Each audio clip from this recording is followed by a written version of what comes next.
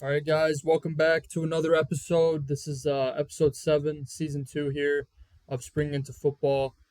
We've got our three out of our four original members here with Diego and AJ. Raf unable to join us once again. We will touch base with him on his predictions here a little bit closer until the weekend. We still got a couple days. Gives us some buffer before the weekend kicks off here. Um, but another interesting week of football, so to speak. I know we saw a lot of things that kind of were definitely worth mentioning, and I think the biggest thing that stood out was really the continued, the continued improvement of a lot of these teams, and I think some teams really showed what they're going to be about, and other teams just kind of showed, that they're not really going to have a good season. I mean, I don't want to say it like that, but for some teams that was the case. We'll get into that further though. Um, kind of just to start it off here with our episode. So we'll get started. We'll talk about week 2 a little bit in detail. We'll pick a quarterback to kind of talk about, respectively, and then we'll get into some TV ratings as well as some attendance numbers that we saw last week and comparing that to the opening weekend. And then we'll also talk about Ken Whisenhunt and his debut at the helm, and what did the team see, and what is there anything that looked better or looked worse, if you have that opinion. And then possible expansion plans. We saw that a little bit. I think it might have been a day or two before the weekend kicked off, or it might have been throughout the weekend there. I think it might have been rumored on a Saturday. But then we'll get into our week 3 game predictions, as well as a trade that we saw. We'll get into a little bit about that later. But Marcus Sims heading over to Houston for Cam Carter, kind of a player for player swap there. And then we'll get into our awards. We'll show you guys the video, and we'll voice our final thoughts for the week. So why don't you guys go ahead and get us started here with kind of your overall thoughts? We saw Birmingham get back in the win column and even it up 1-1. We saw the Renegades winning and improving to 2-0. So kind of just hearing what you guys had to say about this second week of spring football. To kick things off, I think that week two was great. It's interesting to see how like some of these storylines are now translating into the second week. Of course, we saw St. Louis host their home opener to 32K fans. Great atmosphere. Um, but as for the other games, Stallions Panthers was interesting. Of course, we saw Alex Magoo start off the game. Unfortunately, injured his shoulder. Matt Corral started the rest of the game, but I know that we'll touch up on that later. But I thought that Matt Corral had a pretty solid performance outside the interceptions.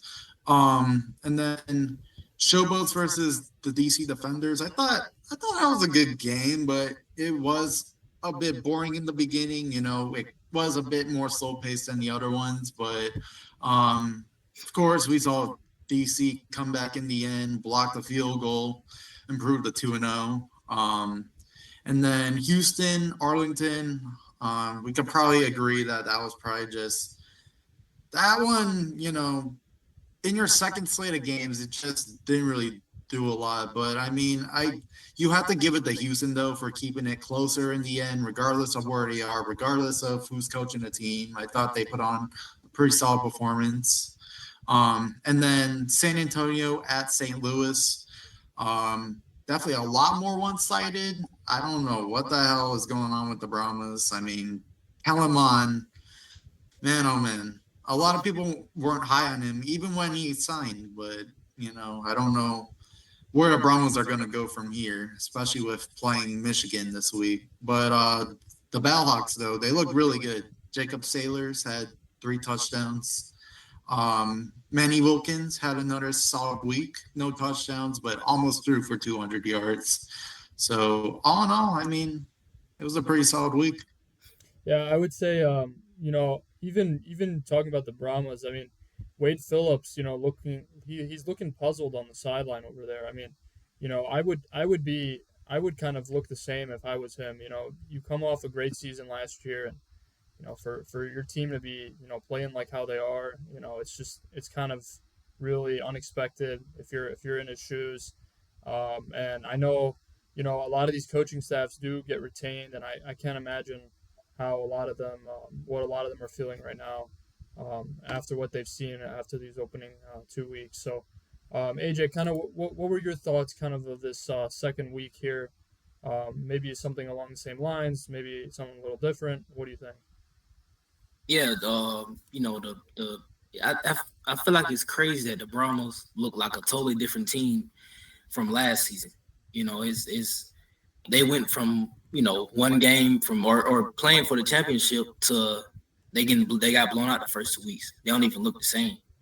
Um, I think I personally was high on Kellen Mond, but it doesn't look like he's gonna be able to do much with the team. So they got something they got to do. And also with Michigan, I'm not a fan of the two QB system that they keep doing. I just think it though, like coming in for a drive, then sitting down, coming in for a drive. I feel like it kind of they can't get it going because I feel like the two quarterbacks, it's not like they have the same type of playing style. It's different. So when you put different guys on the field every other position, now they have to the O line have to change. The receivers got to get used to who throwing the ball to them. So I feel like it's not really helping. And maybe it got shadowed because they played Memphis week 1. But I think now we see the problem with that. Personally, I feel like Bryce Perkins gives them a better shot just because of his mobility. But I think, looking at the Memphis game, I think EJ Perry played pretty good. He threw for 205. I think, but Memphis, they got a great receiver in Jonathan Adams. And I feel like that's pretty much their only bright spot. And now that they got Marcus Sims, maybe it'll help. But, No, Memphis, that's they don't. Houston. Oh man, Yeah, yeah, yeah. wrong You're team, good. You're good. wrong team. But, Yeah. well, I guess they're not going to get better then. But, I think Memphis, even though they're 0-2, they feel like one of them teams that might could do what Arlington did and turn around in the second half of the season. But with it being 10 games, they got to start next week. So they gotta get going next week. Um, but I think DC, as far as them, the only thing I saw that I didn't like was all the drops, and that could have been because it was rainy. But they definitely didn't. I feel like it wouldn't have been as close as it was if they were catching the balls. They had like a wide open drop that could have been a touchdown. So I think overall this week it was a pretty good batch of games. Um, I think shout out to Houston. They kept it close.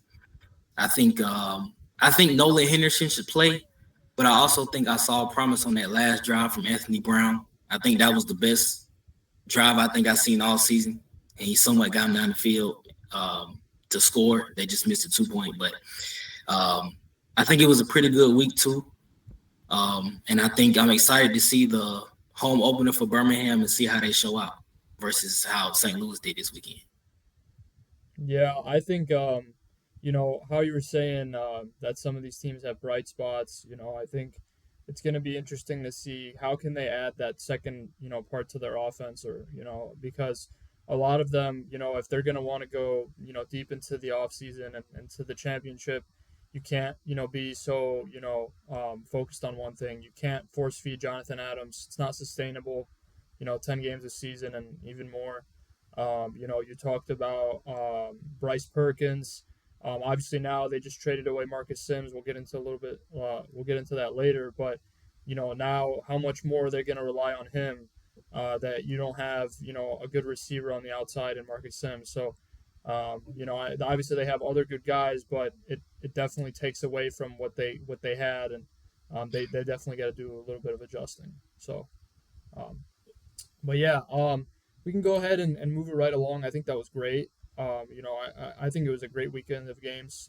To be quite honest, I think we saw a lot of improvement, but we also saw some just more signs of what could be in store for a lot of these teams. And sometimes it's unfortunate, but I mean, you every game in these 10 weeks is important, and if you can't, do what you have to do in a certain week, then it's going to be hard to kind of compete in those later weeks. So, um, but yeah, we're gonna go ahead. If you guys want to pick a quarterback, doesn't matter. Obviously, we saw a good blend here this past week. We saw obviously the two quarterback system still up in Michigan. We saw EJ Perry kind of brush away Troy Williams. We saw Matt Corral taking over the now injured Alex Magoo. Diego, you might have to provide us see if he's still injured. I haven't heard anything about that, but um, so just if you guys want to pick somebody, I know it's like there was a lot of good quarterbacks this weekend, but I mean it's been difficult for us every week to pick Air Player of the Week just because it's just nobody's had a good performance. It's really been a mix of the defenses doing well and then the offense is just doing enough to win. It's not been anything outstanding. That's a that's a great point you touched up on. It really has been very defensive based, but in spite of that, I think like there are still quarterbacks that have still been putting on solid performances. And one guy that stood out to me, which I've kind of already touched up on upon, is Manny Wilkins against San Antonio. Uh, According here, he threw for about 162 yards, had a 75% completion rate. Very solid performance all around. I'm going to give him like I'd say an A minus, not stupendous, but I think he's still put on one of the best QB performances this weekend. There was that one catch to Gary Jennings, former Stallion, for 58 yards. He's able to use his legs really well. That's something we never saw from AJ McCarron. So he's a bit on the older side, but he could still use his legs. So that's great for St. Louis. But yeah, no, all in all, I think just interested to see how he's gonna do this weekend against the defenders. Yeah, I think he had a great week. I mean, again, it's kind of hard to rate it when the defense does a lot and quarterback has great field position and he doesn't have to make that many tough throws and he's got a great run game like Manny Wilkins does. So yeah, I think A minus is definitely a fair rating. AJ, did you have anything on a quarterback this past week? Yeah, I'll go with uh I'll go with Jordan Teamu. He had threw for 152 and a touchdown. He probably could have had 200, but he had a lot of drops. But despite that, I give him a B plus. I feel like he played pretty good. And I'd say, in my opinion, he's top three with Manny Wilkins and Luis Perez for the QBs in the league so far. But I think he had another solid outing. And, I'm interested to see what he does against St. Louis. St. Louis has a great defense. And so I think this is the week that he can really prove if he's going to take that next step and DC is going to be, contending for a championship, or does he kind of come back to earth? So we'll see. But I give him a B plus for this week. Yeah, and I think it's also worth mentioning that playing a better team in DC. Obviously they've had a kind of a not so not so much an easy start, but definitely an easier one. They've had Memphis and Birmingham didn't look as good, but he was still able to do well. I would say that this is the week that he really has to show like who he is and kind of get back to those old ways. Because it's not going to be one of those games where his defense might can help him out every time. We've seen their defense play well, but now playing a good offense in St. Louis, kind of raises some questions of whether or not that he has to step up. So I think I think we'll definitely either see a really good performance or a little bit of a little worse one. So just because of the reliance you have to see for them to win that game. So, um, but yeah, the quarterback I wanted to rate here, Kellen Mond played against Manny Wilkins. 13 to 27, 129 yards, zero touchdowns. I know we kind of talked about him earlier on. AJ, you said you were high on him. A lot of the fans that we kind of encountered throughout the offseason didn't really think that way, but um, no, I think not bad. I think he could have. I think he just has to do more with the football. It's just not. I mean, it's just nothing outstanding. I mean, he's just making those short throws, and I don't know. Wait, AJ Smith also not looking how he used to. They're just not calling the same things, the same plays that they used to. They're not as creative. I mean that probably is partly due to being down and they can't get in their bag. I don't know what it is, but they just don't look comfortable.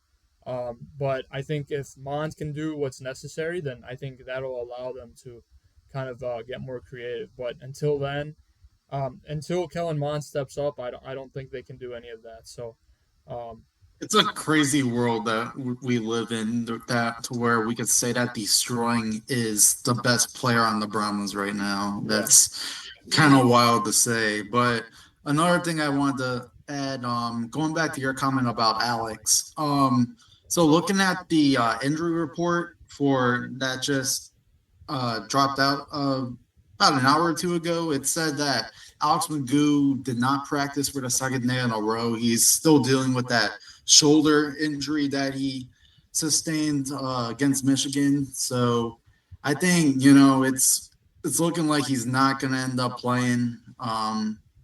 Even though a lot of people, including myself, want Corral to start, that's just something that you should touch up like upon. yeah. No, I appreciate for you to add that because it is important. A lot of fans have wanted Corral to start, especially after that performance. I know you guys might both want him to start, and he definitely looked better. I mean, I don't know if Skip was calling different plays. I don't think so. I mean, a lot of the stuff looked the same, just in the time that we've seen both. So, Corral being able to do better, able to produce better, and kind of the same plays, just kind of tells you all you need to know. So, but yeah, I mean, so for my grade for Kellen Mond, I mean, I'll give him a D plus. I mean, no interceptions, no touchdowns. It's not even I couldn't even call it like a neutral performance because then I would have given him something in the C range, but it's just something worse than that because team couldn't produce much, and in this league, you need good quarterback play as much as anything else, and if you don't have that, then what's any good, and we've seen that in the last 2 weeks. They haven't been able to put points up, and that's gonna cost them in the long run. So we'll see if they can make an improvement, but yeah, that's my take on Kellen Mond this past week. So um, but yeah, we can go ahead and move right along here. So we have attendance and TV ratings.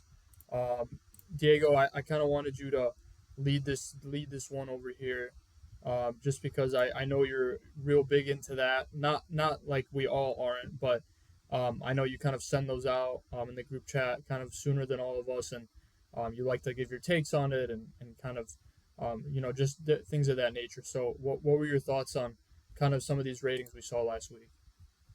Yeah. Um, well, to start off, for the Friday game, that drew in about 659,000 viewers on Fox.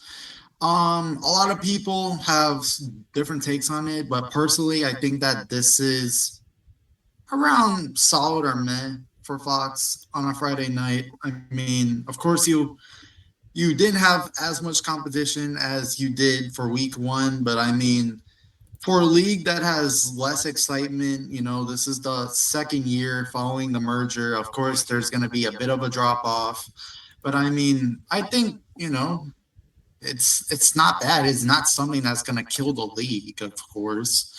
Um, but going into Memphis versus DC on ABC, this drew in about 621,000. I myself included was a bit surprised by it, considering that ABC usually draws in pretty fair ratings. It sucks, but I mean, at the same time, I'm pretty sure the Final Four was going on at the time. So, I mean, I get it. I understand the drop off, you know. Just gotta see how it goes along. Houston versus Arlington on ESPN drew in about 613,000. Now I thought this was a great number. Usually, I don't remember the last time we had an increase in the ESPN ratings, but I thought it was great, especially for an 11 a.m. game that, even though it wasn't the most exciting, it was still nice to see a rating like this. And then, but the one that shocked me the most was the FS1 broadcast of the Battlehawks game. That drew in about 516,000. I think having the lead in from NASCAR helped a lot. Um, maybe some of those viewers decided to check it out and just, I think it was great. And even with this being the only FS1 game, if we see it again next year, maybe they could follow this trend of having a lead in. But all in all, I'd say, it's average ratings, nothing amazing. Yeah, and I think you made a good point about Houston Arlington, all not being the most exciting game and still seeing ratings like that, that's, a little bit promising for us, because we, as well as getting an increase in ESPN on the ESPN channel, it's different. Usually if we see an increase, it'll be on the other ones, but to see an increase on ESPN, it's great. So I mean, we hope to see that kind of carry over into these next couple of weeks and even into the duration of the entire season. But AJ, did you have anything on the ratings and the viewership this past weekend? Just I think St. Louis had an awesome showing. Um, I I kind of wish they were the ESPN game. Um, and not that like the late night game, but I still think their attendance is good, which they always have.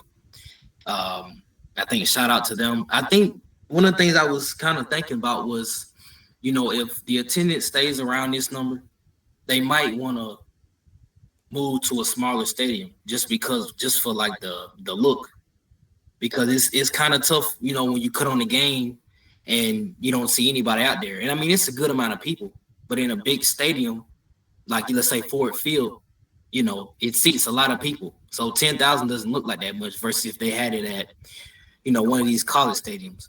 So I think, and it probably would cost less too for the league. So I think, right now it's great. And obviously, St. Louis will always pack out their stadiums, but outside of St. Louis and Birmingham and the usual ones that show up, some I eventually they might have to move into smaller stadiums. Yeah, I think St. Louis they had somewhere in the low 30s show up to this previous game, which is good. And I don't know how much the dome seats. You guys might have to help me out on that number.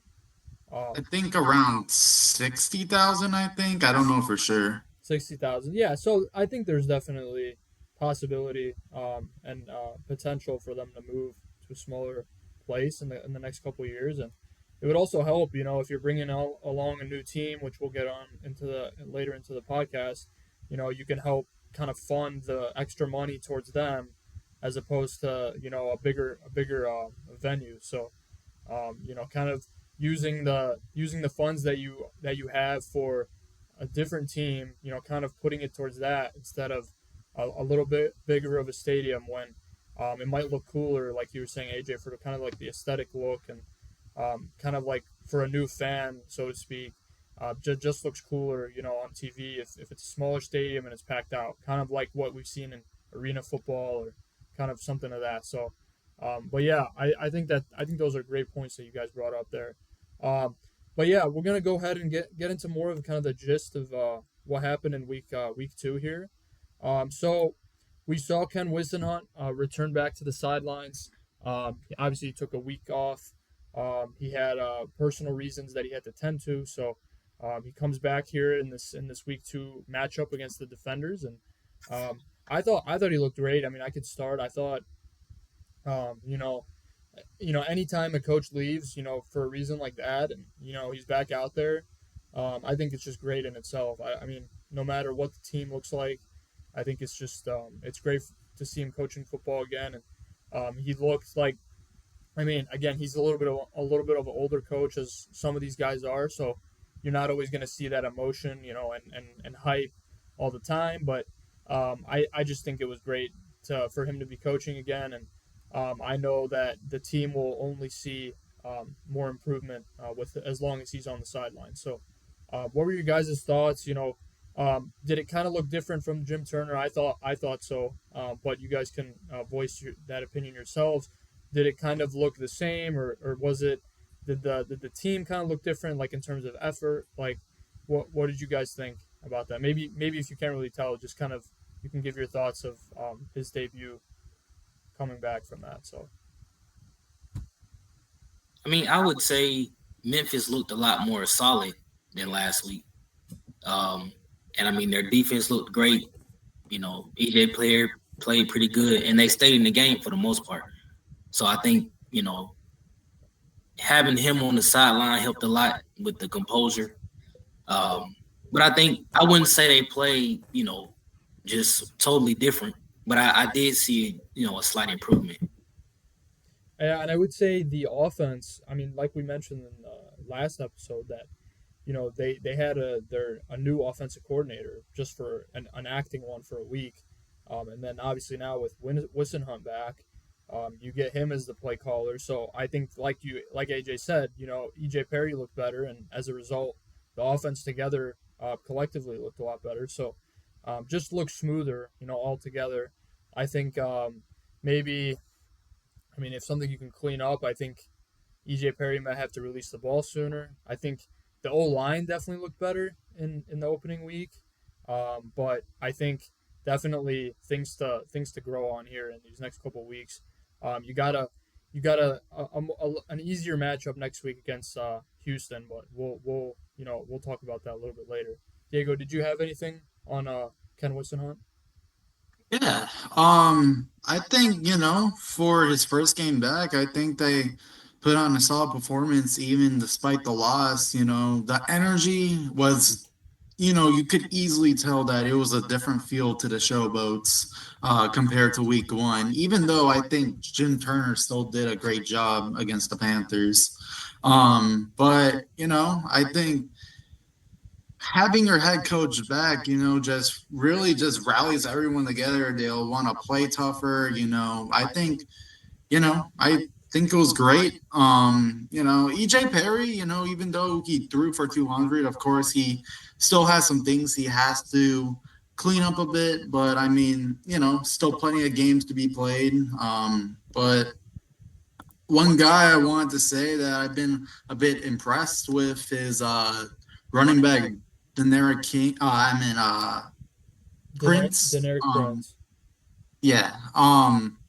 He's a guy that I've liked so far. I think he was probably more of like a dark horse candidate. No one really like. He's not a big name like Darius Victor was last season, but I think picking up the slack from last year. I think so far he's a efficient runner. I wouldn't be surprised if he breaks off and has a breakout performance sometime this season.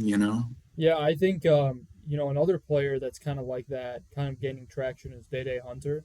I mean Prince is kind of like a stacked room, so that's probably why we aren't seeing much of him. But in the time that he's been out there, I think he's really been productive. And same goes for Day Day Hunter. He's got Kalen Balaj with him, so that's probably why you aren't seeing them as much. But I think as the season goes on, I think the coaches will get more comfortable with them as kind of the lead back or the 1B, and you'll see a lot more of them moving forward. So but yeah, so yeah, I mean, I thought Ken was so. I mean, in summary, I think Ken Whisenhunt, definitely, can rally the team, and not that Jim Turner can't, but I mean, like AJ and Diego said, it's a lot easier to rally around your long, your the coach that you came in to play for, and I mean, all those guys they have camp, and they show up to practice every day, and he was the guy coaching them, and for him to leave and now come back, definitely puts them in the right place. So,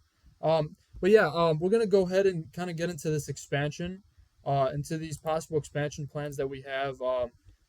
This was I think this was talked about kind of like right in the midst of week two. I think we found out like Saturday morning, um, and it was. I'm scrolling to it right now. I'm gonna try to find it in the group chat.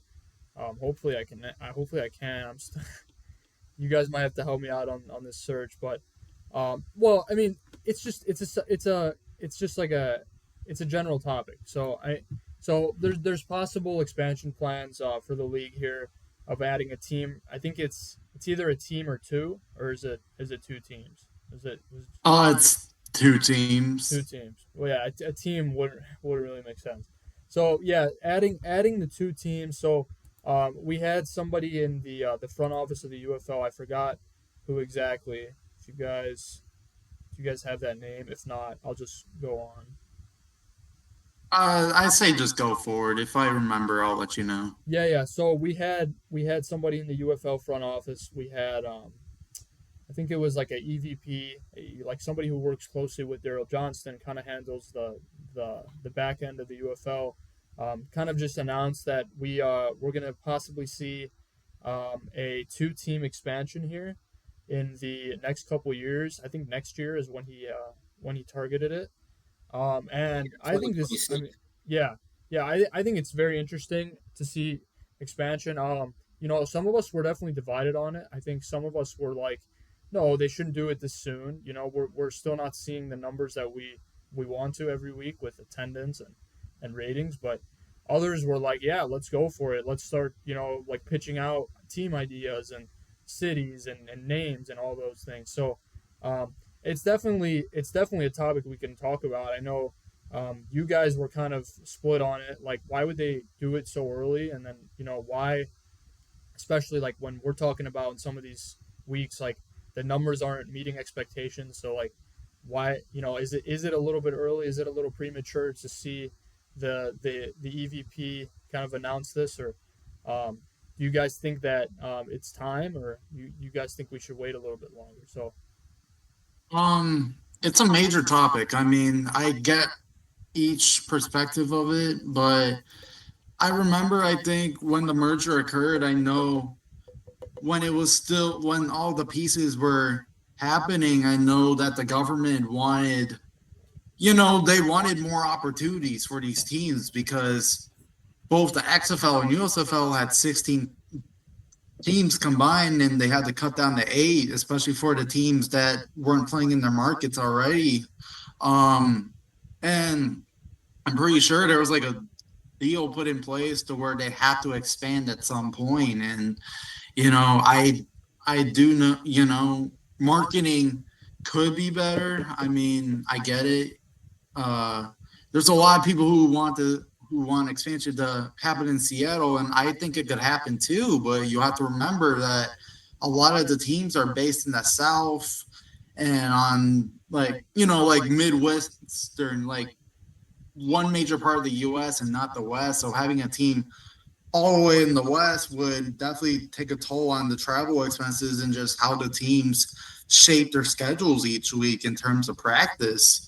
Um, but it's hard to say, but I think the league is probably going to end up expanding no matter what because I think any comment section you go to that's UFL related, they ask, when is expansion happening? Why is it only eight teams? Why are there three Texas teams? Like it's those kind of questions where that I think they're taking into account right now, and that they want to look into the cities and just pick two cities that will be the best and can draw a lot of people.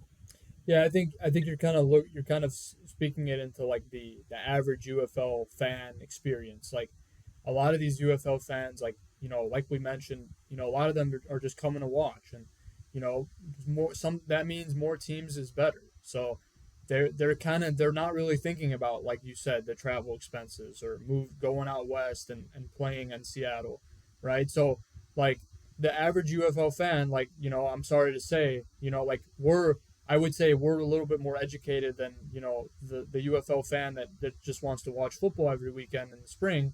They don't really consider those back end things that could affect the league. So they do want more teams. So it's kind of hard to like find the middle there, the middle ground, and say like how can we get more teams, but also like how can we evenly distribute funds and salary among all these 10 teams that we have. So, um, but yeah, AJ, did you have anything on the possible expansion plans that we might see? Yeah, I think you know you could say they did it too soon, but I think all that will depend on where they put the teams.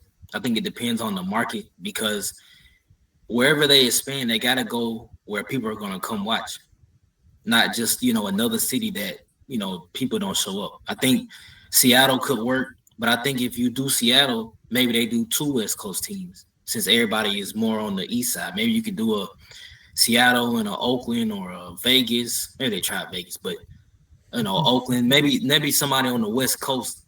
To kind of spread it out a little bit. Because I did notice when I saw on TV when they were showing the map, everything was. I think maybe it was Texas and St. Louis was the farthest out, and you got a big gap over there on the West Coast. So I think maybe a Seattle and a um, Oakland or Seattle, somebody out there on the West Coast, maybe. I think that will, but I just think it really just depends on the markets and the team that they're placing. I think if they can put it in a good market, then they can do it in 2026. But I think if they don't put it in the right place, it will only hurt the league because then it's more. You have to put more money into travel, but you're not getting it back because people aren't coming to the game. So I think I think it's a good expansion because just as a fan, I love to see more teams and more players getting opportunities. But I think, league wise, I think whatever, if they think it's coming in 2026, I hope they have a good plan. Yeah, and I think it's also important because, I mean, a lot of these, we talk about like wanting players to get opportunities, and I do remember, like when Diego was talking about marketing, that's something that is going to have to improve drastically, to if we're going to see two more teams, right? Just because it's a bigger league, and that means bigger things, and you have to push stuff out, and there's going to be more competition, right? Like let's say we do add two West Coast teams, like why is the Seattle team better than the Oakland or San Diego team, right? Like what are we gonna make our what are we gonna do to make our fans come to our games when they could just go to the place where all those teams are compact and like all in the same spot where you can kind of flip flop and go to two on a weekend. How could we make them come to ours instead? So um, those are just some things to think about. But I mean, we could talk about that one for hours, honestly. But I know we gotta get going here into kind of our week 3 plans. Raf just gave me a little text here. He kind of wanted just to give him the underdog.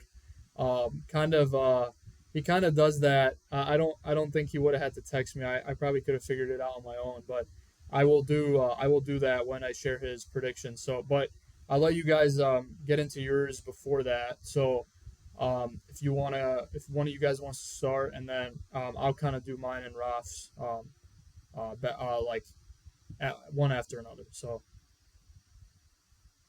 Um, I could start off, but right before I do, the person who sent out the expansion talks, that was David Dykeman, which is the director of football operations of the league. Um, but as for predictions, I have mine picked up or pulled up. I'll present it. Um,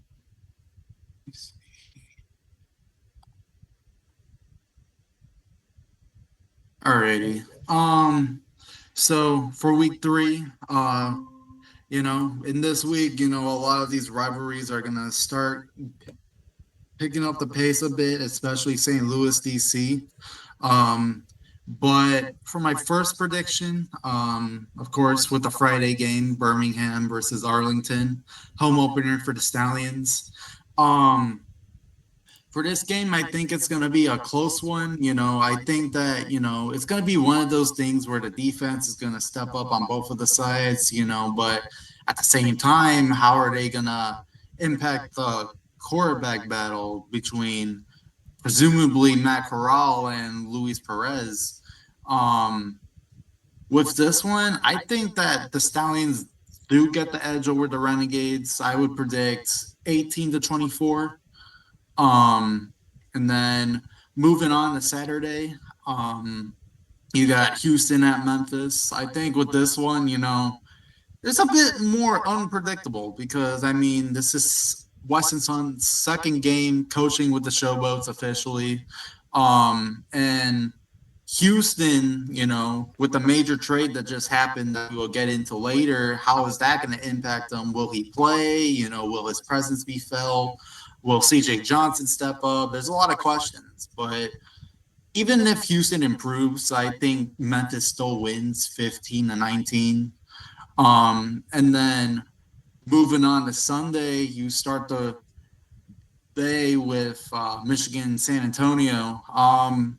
I think a lot of people, I think might be a little higher on this one, but I think it's going to be a bit more low scoring. I think, the teams will struggle a bit, but of course, someone has to win at the end of the day. So Michigan wins this one 13-14. And then going on to St. Louis, in this rivalry game, they've played each other since 2020. I think St. Louis wins 21-26. It will be close. I think Jordan Tomu improves, might be his best performance of the season, but I think St. Louis is still, in my opinion, the strongest team right now. I think that there's no stopping them right now, no matter what happens, and they improve to 3-0. Yeah, I think it's definitely interesting. It's funny because I had um I had a similar score for Houston and Memphis. I think I had literally identical actually 19 to 15, but then I like rethought, I reconsidered, and I changed it. But AJ, I'll let you say yours. I know they might have seen that on my screen, my window capture. But AJ, I'll let you go ahead and speak yours first before I get into mine and Rob's. Yeah. Game number one, we got Arlington at Birmingham. Um, I agree with Diego. I think it'll be close, but I think it's the home opener for Birmingham, and I think Birmingham always play pretty good at home. I think they get a game-winning field goal, and I have them winning 23-20. I think they'll score very late and do to win the game. Um, Next we got Houston at Memphis. Um, Both of them are struggling, but I like Memphis more. I think I see more potential in them. I think Jonathan Adams has another great weekend, and DJ Perry plays pretty good, and I have them winning 20-9 over Houston. Then we got San Antonio at Michigan. Um, I think, correct me if I'm wrong, but San Antonio hasn't scored a touchdown this year, had they? No, I It's think all destroying love. six in opening week and then nine. So no, Yeah, yeah, they've been, yeah. wow. Well, I think, destroying has another great week. Um, but I think Kellerman will probably start again, and I think I don't know, he plays too slow in my opinion. But winning 17-9. And then last game, DC versus St. Louis. I think it'll be a close game. I think Jordan Teamu plays great, but like I said at Birmingham, St. Louis always seem to play pretty great at home. And, I think they're the best team in the league right now.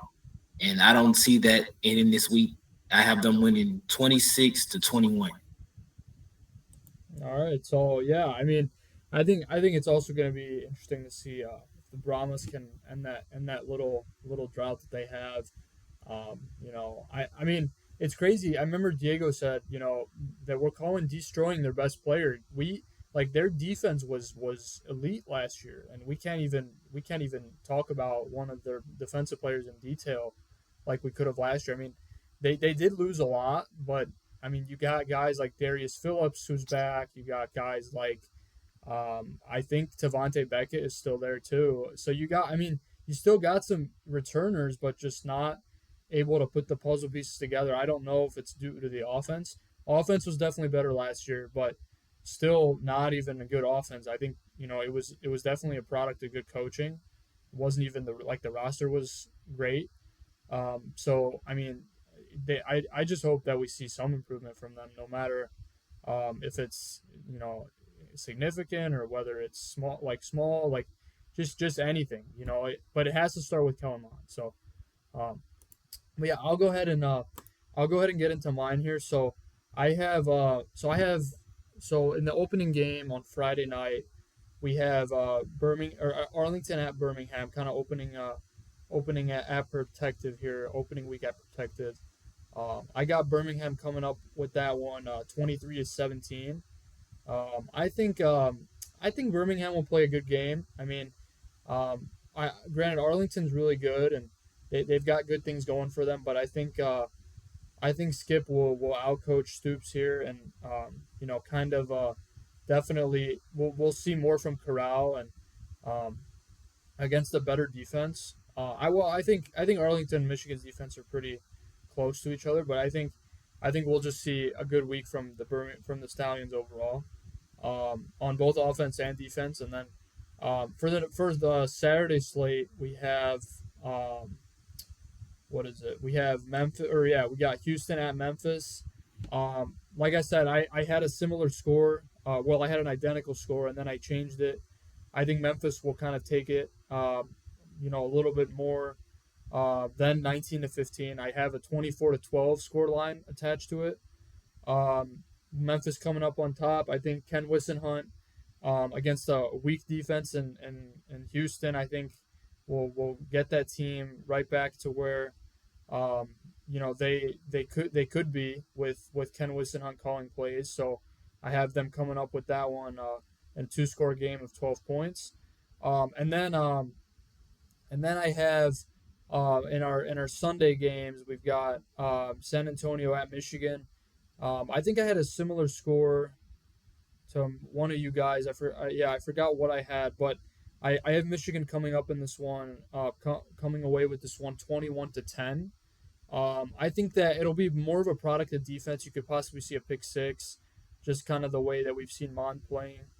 We could possibly see a pick six or a longer return on a interception, and the offense trotting on for a play or two and scoring. So I think it won't be so much due to the offense, but I think that they'll be able to put up 21 and only hold San Antonio to 10. And then for the final game of the weekend, I got DCS St. Louis. I got St. Louis coming away with it, 27-18, improving to 3-0.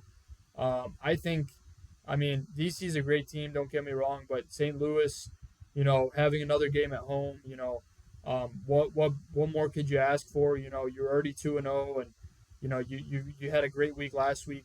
Winning a game by 17, and now you're playing a little bit better of a team, but definitely still very winnable. And I think Jacob Sailors and Manny Wilkins will lead that team to 3-0. So, but yeah, those are my predictions. So, we can go ahead. Ralph just didn't give me any scores. He just kind of told me to pick the underdog for him. So that'll mean that I can just share. So let me just share the score predictions here. I put the teams attached to your guys' name earlier. So here we go. We got that. Okay. So Ralph. So basically, if you guys can see this, Ralph just wants every team that isn't this. So I got to go back and and copy and paste it, because he did text me midway through, and you guys would have seen me do it.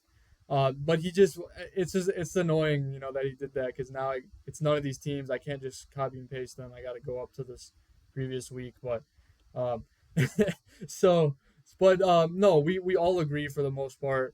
Obviously, Raf.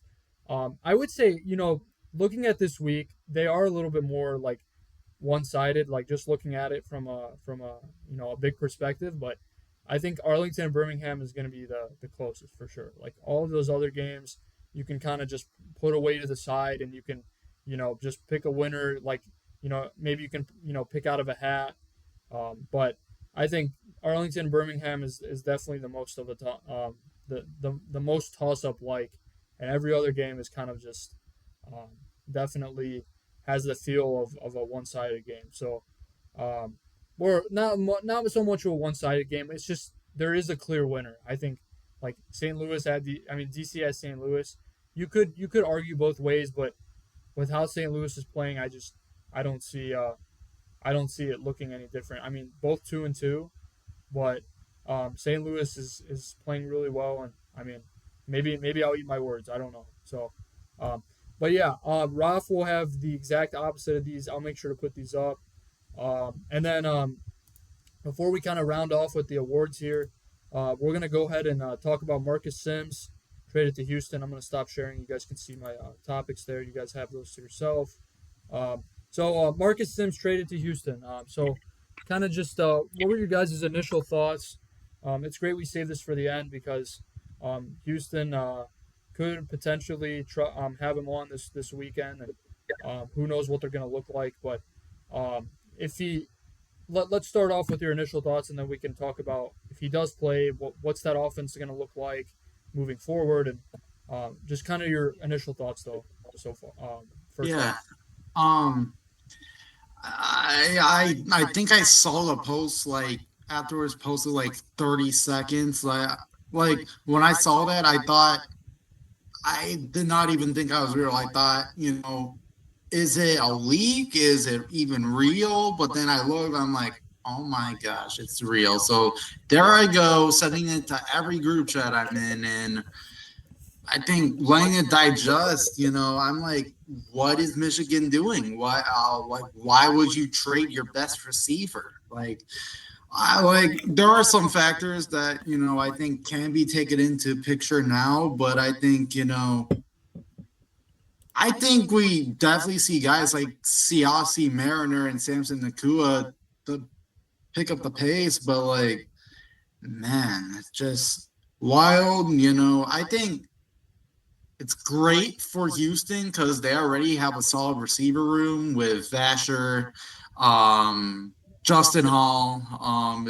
They got some solid guys in there, but who's going to be throwing in the ball? Because they haven't even decided on a starting quarterback, just like Michigan. So, just wild. Yeah, I think. I mean, I thought the same thing. We know a couple Panthers fans in our group chats, and they were flipping out, and I think. I mean, Sims is a good receiver. I don't think we've seen what we could have seen like from him. Going off last season in these first couple weeks, but I think there's potential that we do if he's on Houston. I think. I mean, if you. I mean that obviously depends on the quarterback and whether you got Henderson or Brown. But I think, yeah, I think it was great for Houston. And then obviously the other half of that trade, Cam Carter, offensive tackle, shipped over to Michigan. I mean, at this point, like Michigan's offensive line, like I saw a comment, somebody was like, well, Michigan saw their offensive line against Birmingham, and they're like, we need a tackle. I'm like, what is Cam Carter gonna add to that? Like it's not really significant. I mean, it's not. Sure, I think he was a starter in Houston, but I mean, it doesn't really speak anything or give me any reason to believe that he's gonna come in there and start. But I mean, so it was just a little weird at first. I mean, AJ, what did you think about it? Um, I just think like Michigan traded away, arguably their best receiver for, you know, uh, offensive lineman that they really could have signed and then still kept them. They could have won, But at the same time, for Houston, I think I wouldn't call it 100% a win because like Diego said, who's gonna throw on the ball? It doesn't matter if you had, Justin Jefferson lining up. If you can't throw on the ball, it doesn't really matter. So I think I guess it's good for Houston, but I just wish I feel like it would have been better for a team like maybe DC or a team that has a quarterback that just missing a couple more people to pass to. So I mean overall, I think it's worse for Michigan than it would be Houston because Houston picked up a pretty good receiver. But it didn't make a lot of sense to me. Well, I mean, yeah, I think you guys kind of hit the nail on the head. I think it depends who your team is. I think Houston's got other issues, and for them to go out and get a receiver that's pretty good, so to speak, it's a little weird, and but at the same time, they didn't give up that good of a player, so I guess it kind of cancels out, and we'll kind of see, with what these players do on their new teams, whether that's Cam Carter making a spark or Marcus Sims doing some good things over there. I mean, we'll have to see if they're even going to play. Obviously, having the hub model in place, they might just be going up a floor with the team in the hotel. But I mean, no. On a more serious note, I think it was definitely a weird trade at first, but I think if both these teams thought they're getting a good player, I mean, then that's what they think, and they just gotta let time play out. So, um, but yeah, thank you guys for sharing your predictions and kind of your. Um, Oh yeah, go ahead. yeah, I just want to add like a little subtopic just Yeah. to add on of what we just brought up. So two major transactions happened recently. The Birmingham Stallions picked up uh, linebacker Delonte Scott, and the Michigan Panthers. Uh, Breland Speaks was just moved to injured reserve. It's a name I should add, and kind of a blow for Michigan in what's going on. But Scott, it's a bit of a shocker. I mean, former Brahma, he had his name has bounced around a bit. Now joins a pretty loaded linebacker room. Just something I wanted to bring up really quick.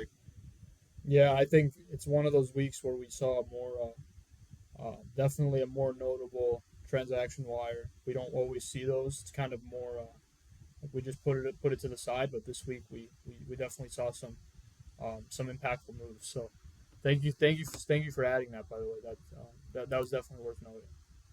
Um, but yeah, we're gonna go ahead and get into our awards here. If you guys, I know the viewers can see my screen here, but and you guys also have this on. I sent it to you. So, but no, I think before we get into our awards, I mean, I thought it was a great week, and kind of how we narrowed it down. I think probably the hardest one to kind of decipher was Air Player of the Week. I mean, like I mentioned earlier, nothing really stood out, but it really just came down to the impact that the quarterbacks had and which one kind of led the team to victory, and as opposed to like I don't know, like a Manny Wilkins. Manny Wilkins was, in our thought process, but it just wasn't the leading force of it. And he had a teammate that was, and we'll talk about that. But it's just little things like that, like, and that goes for all awards, but it's more notable at the quarterback because they do have to do a lot more than other positions. So when they don't do as much as we believe that they have to, then we kind of pick somebody else. So um, but yeah, I mean, we can go ahead and get into it. I mean, if you guys want to go ahead and start, you can just kind of choose accordingly, and I'll choose one of mine after either one of you guys go.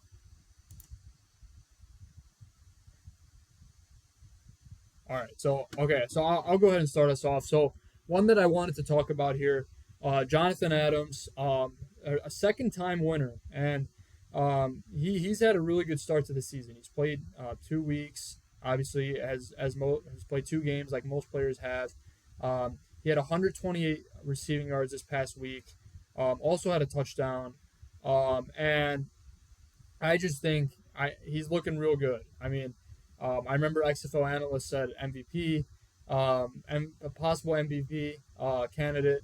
It is a little bit early for that, and granted, he is a receiver, so he might not get the same love as a quarterback would. Or but no, I think he's looked great so far. I think you know I mean, I think Memphis, like, they would definitely like he's definitely a great player for that system, and if EJ Perry can have the performance that he did last week and in these next couple games, I think Adams' numbers will only continue to stay consistent, or even get better, and where he can get up to like 150.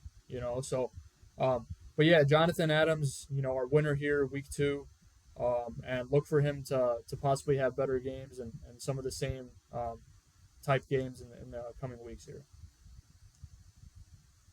But yeah, if one of you guys wants to kind of take the floor here next. I'll go with lockdown player of the week next, and that's DJ Miller. He had two interceptions and three pass breakups. I think he played a really great game despite the loss. And I think next week they'll be playing San Antonio, so he'll probably add a couple more. But um, the despite the loss, he looked good. And next week, maybe he'll win again. Honestly, I think he might end up winning again, but we'll see. But that's our lockdown player of the week. Yeah, there was a little controversy with one of his picks. I think there was some possible PI. I think there was kind of something about that in week one too, where I think DeAndre Baker was doing a lot of holding on Deion Kane. Deion Kane is also another really good player who's been showing out. I know it's kind of a little bit of a side note, but yeah, DJ Miller, the winner of Lockdown Player of the Week, and like AJ said, you can look for him to possibly win it again here in week three. So, but Diego, did you want to add anything or kind of get into another award? Yeah. I want to address our ground player of the week, which is Jacob Sailors, running back for the St. Louis Bellhawks. Very solid performance. He had about 46 yards for three touchdowns. And I think he looked really good. I think this might be his best game that he's played in spring football, even from last season. For week two, even though Broncos aren't looking the great or the best right now, but I think Jacob Sailors, he looked phenomenal. I think it's kind of a no brainer for this award, but um, a guy that I thought was going to win this award originally when we were winning or watching the games was running back Day Hunter of the Renegades. I thought he looked good. He had no touchdowns, but even from week one, I thought he's cementing himself to be a really solid running back too for the Renegades. So, but yeah, no, congratulations to Jacob Sailors. Yeah, Jacob Sailors also has won in the past. I think all of these players have won except, well, okay, DJ Miller and then the other player that we'll get into, but that they can see it. But I mean, but Leon O'Neal. So that's a good transition actually. So Leon O'Neal, Defensive Player of the Week. He's got an asterisk next to his name because Diego brought him up, but I do think he was worth bringing up, despite not being a member of a front seven. I thought he had a great week. He had some tackles. He had pass breakup. And I thought he had a great week for that Houston defense. With a team like Houston, whenever you can get production out of your defensive guys, it's always great to see. As opposed to like a team like with St. Louis, like, I mean, you can literally talk about any of those guys. Like they've just been so impactful. But with Houston, it's not always that. So just to see Leon O'Neal have a good performance for himself, and did help the team out, a lot, but just not enough to get them to win. So, but Leon O'Neal, congrats for Defensive Player of the Week here, week two. So we've got, And I'll add one more thing. yeah, For O'Neal, I remember I was watching the game on Sunday, and I was like, "Who is this number one guy that keep flying all over the field? I keep seeing him play," and I figured out it was him. But yeah, he had a great game. I saw him all over the field all game. So yeah, congratulations. I just wanted to add that in. He played a great game. yeah. He also got an interview by by one of the sideline reporters. They were just commending him on what he's done and kind of what some of the other guys around him were doing. So, but yeah, we've got Air Player of the Week and special teams.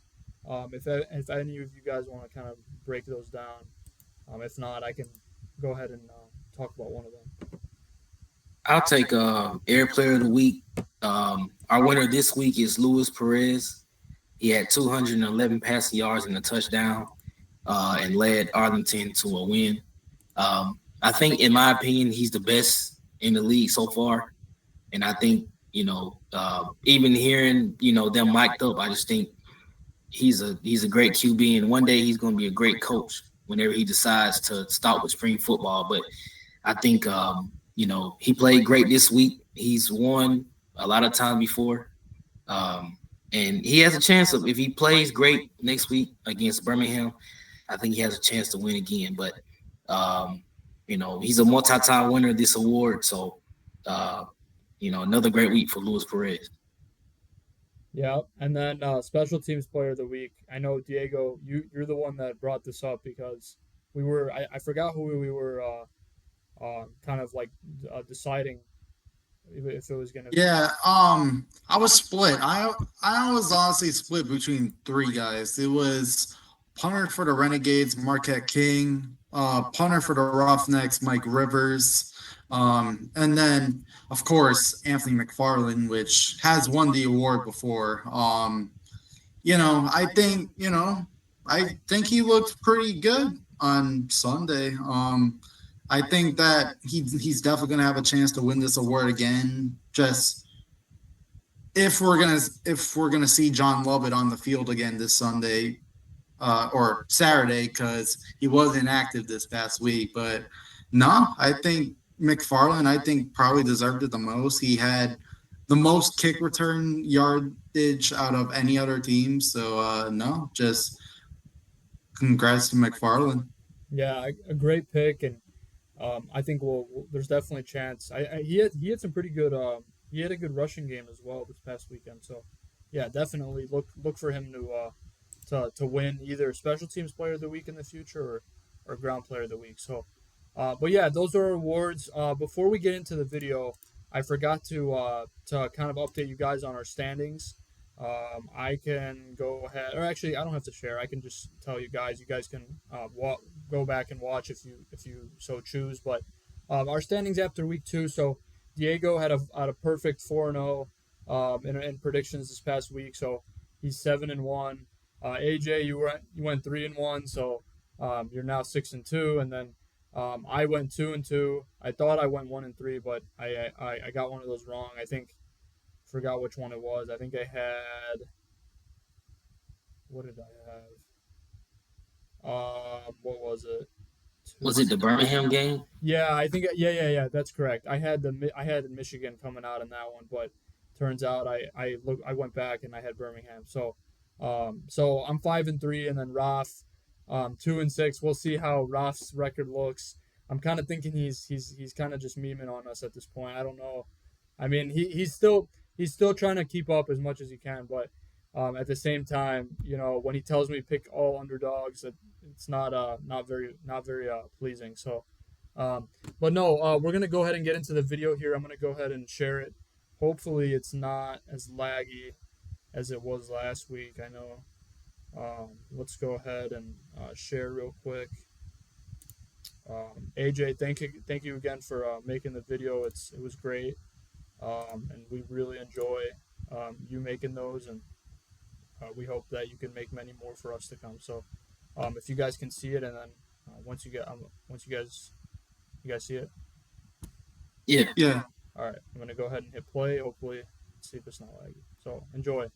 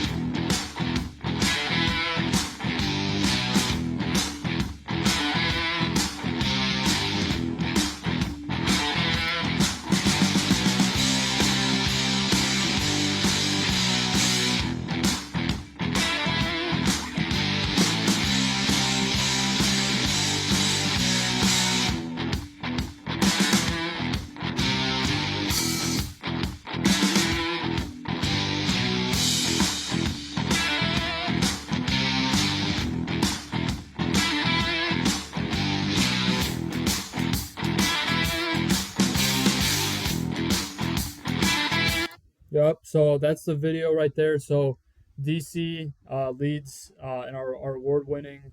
I think they came up with two last week, or did they? They have did they have three last week?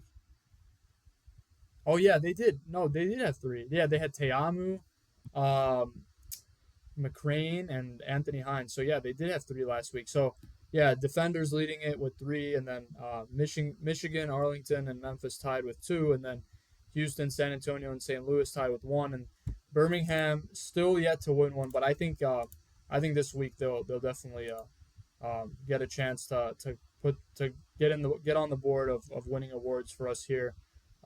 They've been really close. We had Deion Kane almost getting it, but there's just been players that have been a little bit better. I think this week though that they might be able to playing Arlington. I think maybe in special teams you could see something. So we'll see. But that is gonna do it for episode 7. Before though, we can get into some final thoughts before we wrap it up. Episode 7 here. Um, just kind of some general things we can look forward to here this week 3. What are some things that you guys might want to see? Whether it's more attendance or whether it's a team looking better, or whether it's a player playing better. Just some general final thoughts for you guys heading into the third week of the UFL. I have a take that really stems away from attendance and TV ratings combined. I think I kind of speak for every fan on this one, but I would like to see some more closely contested games because a good majority of these games have resulted in blowouts or games that maybe get like only get better in the fourth quarter, but still kind of leaves you in that underwhelming like feeling. Um, of course, it's earlier in the season, but that's definitely one thing I still want to see from all these teams. But I mean, for week 3, I think it's going to be another good action-packed week. You got St. Louis versus DC, oldest rivalry in the league, and Birmingham Arlington. Man, that game could go either way. Just is going to be good. Yeah. I think it's going to be a great weekend again. Like you said though, it has been a little underwhelming from a general fan perspective. Maybe not us because we're always interested to see guys play and get an opportunity, but for the fan that might be like an electric NFL fan, it might be nice for them to see higher scoring affairs and just things that are a little bit more high powered. So, AJ, what do you think of this week 3 here? Yeah, excited for another week of football, and I'm excited to see when the numbers come back for the attendance in St. Louis and Birmingham. I'm going to predict that St. Louis beats out Birmingham a little more, but I'm really excited to see how the numbers come back, especially with it being the home opener in Birmingham. I think they show out, and it'll be loud. And I think it's also worth noting that we've actually finished both of the basketball tournaments, both of the men's and women's side. So you could potentially see a little bit of an increase in ratings. Obviously, still having to deal with baseball and NASCAR and a lot of other sports, but I think basketball was a huge impact in ratings. And now with the women's tournament finishing this past Sunday and the men's tournament finishing yesterday, I think that you could possibly see an increase in ratings all across the board, and just not having to conflict in the same time. So obviously we're not really sure how much of the fans kind of cross over, but it's just something to watch on TV for a lot of basketball. Something Yeah, go ahead. Something else I wanted to add on was how is Memphis going to show up for their second home game of the season? Because of course it was a major talking point for week 1. They only drew about around 4K. I'm interested to see how they're going to draw for the second one. Does it go up? Does it get worse? Hopefully, of course, for all of us, it goes up or just creates an atmosphere that is just brings the intensity and just I know they did a lot of work in the off season trying to just get the word out. But I am interested to see what the attendance will look like for Memphis this weekend. Yeah, I think I think we could see a little bit better. I think the team has looked better since their week one. Like if you told me that team was going to be coached by Jim Turner all season, I probably wouldn't have the same hopes for them that I do now.